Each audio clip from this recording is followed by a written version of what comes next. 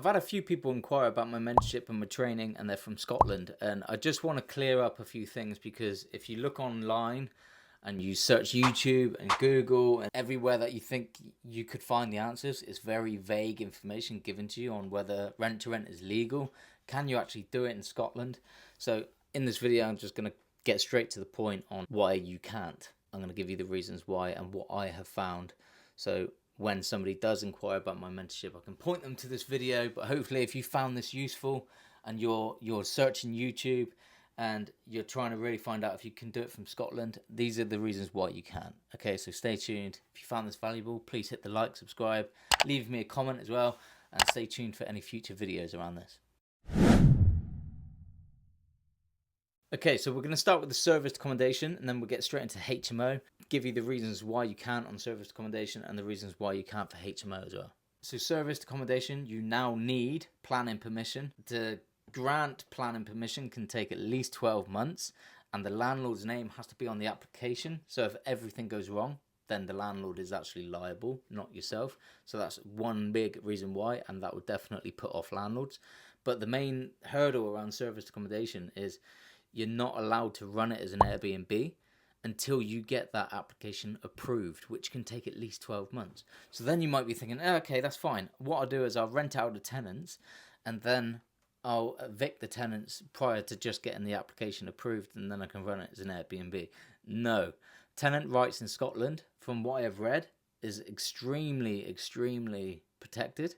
Like, unless they break the contract, you can't evict them. So if they want to stay there forever and they're paying rent and they're a good tenant, but even if you want them out, it's almost impossible. From what I've read and what I've seen, it's almost impossible. So you might think, okay, we'll go down that route and fill the house with tenants for the meantime. But when it comes to evicting them, what if they don't want to leave? They do not have to leave. That's mental. I'm sorry. If you're a landlord. So yeah, I would say that's pretty much put an end to rent serviced accommodation in Scotland. And then that leads nicely onto HMO with the tenant rights. They're so strong that a rent to rent just isn't viable, because when it comes to potentially handing back the property, you'd have to transfer the ownership of tenants. What? Well, not ownership, like the contracts of the tenants, which is fine. You can do that. It's just a lot of hassle with the protection of tenants. I wouldn't say it's worth it. If you want to go down the rent to rent HMO route, then you can do it in Scotland. It's just I would just avoid it and just drive to England to do it. So a real quick one from me: rent to rent service accommodation dead in Scotland, definitely, because of the application timeline, the tenant rights. You don't want to take a property on and maybe just leave it empty for a year.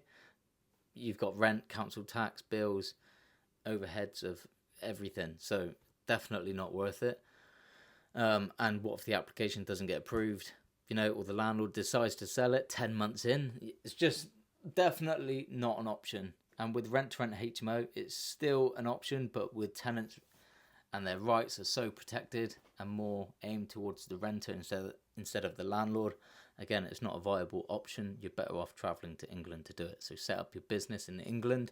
You can do that through an accountant or virtual office. If you want to do rent to rent, do rent to rent HMO, because it's the more passive of the businesses out of the two. And you can definitely live in Scotland, and you can have rent to rent HMOs on the south coast of England, as long as you have a power team in place, tenants that you've referenced carefully and paired them together nicely. You'll have a fairly passive and happy household.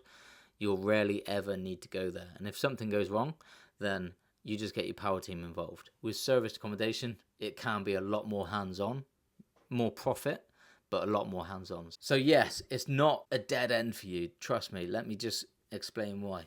You can do rent to rent from Scotland, but have it set up through an accountant or virtual office. So you're running it from England. Do rent to rent HMO. It's really passive. Just do that. So that's all I will say is most people would be like, that's why I can't do it. That is where, again, the quitters are separated from the winners. Winners see the opportunity. Like, if I lived in Scotland, I would 100% do rent to rent HMO.